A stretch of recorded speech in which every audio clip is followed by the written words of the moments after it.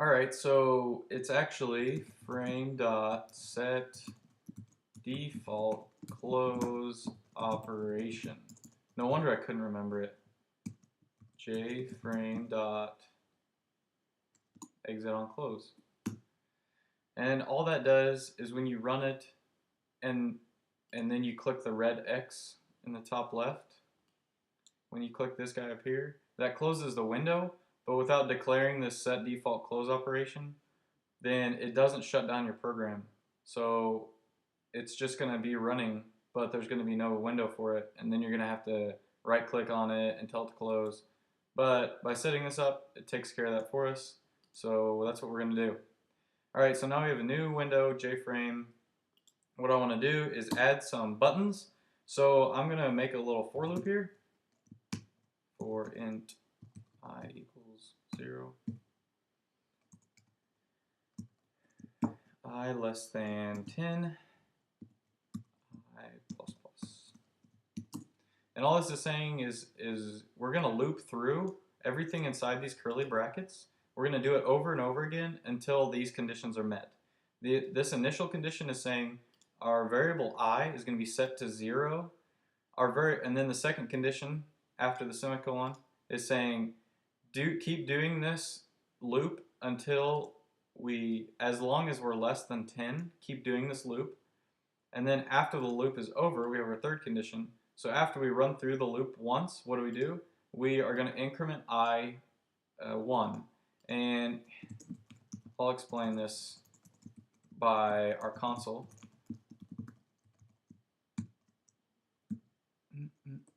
Okay, so system.out.println, all it does is it prints it out down here in your console. So if I run it here, it's going to pop up my window. I'm going to leave it out, but then you can see down here we have 0, 1, 2, 3, 4, 5. So you can see it keeps looping through, but it never gets to 10. It quits before it gets to 10. Right there at 9, exactly what we want. And so system.out.println is a really good way for you to debug your program when you're in the process of building it, because you can see the console down here, and it's just really handy. It's kind of like it's talking back to you all the time. So it just reports to you what's actually going on. So now I want to make some J buttons and store them in there. So J button, let's just do frame.add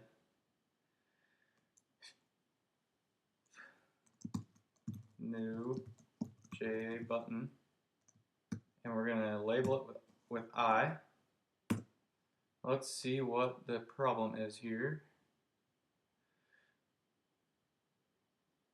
Oh, it doesn't like an int in here. So I'm going to say we need to convert our int to a string, because JButton can't be named with an int. It can only be named with a string. So I'm going to say str equals I plus, and whenever you go plus string plus int, it always turns it into a string, if that makes sense. And a string is just like a collection of words. So there we are. We're adding 9 new buttons to our JFrame, and we're naming them with whatever the I value is. So let's go ahead and run it, see what we've got. Okay, now we have nothing on here except for this big 9, and you can see, if you look real close, you can see that the button covers the entire width of our JFrame. So as you can probably imagine, it's just every time we put a new button on here, it's just putting it on top of the other button. So they're all overlapping one another. And we can fix that by going down here and saying frame.set layout new flow layout. And what we're doing there is we're just changing how the JFrame lays everything out. And there's multiple different layouts that you can choose. Flow layout I think is fairly simple to use, so I'm going to pick it for this tutorial. And we're going to need to import flow layout. And actually, just like before with swing, there's a lot of elements that are a part of java.awt that I might end up using. So I'm just going to go ahead and do star there. That way I don't have like 10 or 15 import lines for one AWT library. Alright, so now we set our new layout, And I'm just going to do one more thing here, frame.pack. And all that does is it goes through, and for each element inside of the frame, it gives it the appropriate amount of space and padding and stuff like that. So let's run it and see what we've got here. And look at that. Just like what we wanted, we're adding each button to our J-frame. So we're well on our way. I know it doesn't look like a regular calculator, but we're getting there. All we need to do is add a little text box, add some buttons for plus, minus, division, and multiplication, and maybe like a clear button as well. So we can go ahead and try and pull some of that off here. And this is going to start to get a little more complicated, but I think we can handle it. So what I'm going to do is I'm going to make a new function down here. Public void. I'm going to make it private. Private void. And then we're going to call it make button. It's going to take a string of parameter. And the string is just going to be the button name. So we're going to call it button name. And all we're going to do is we are going to, actually we're going to return a button up here. So J button, because that's what we're returning. And it's giving me a red line because I haven't returned a button yet, but we will. So let's say return new J button, and we're gonna name it with button name. There it is. And up here for each new button, we're just gonna call this function make button, and then we'll just label it with str. So now we should get the same result, but we now have a little more flexibility on our buttons. You can see now we have our same result. And what I mean by flexibility is we can come in here now and we can add, we can do frame.add make button, and then we can write our plus sign for our addition, and we can also do that for our subtraction and division and such. Need one more parenthesis there. And if we run this, you can see that our plus sign has indeed been added. Now, one of the problems we're going to run into is this is not formatted like your regular calculator.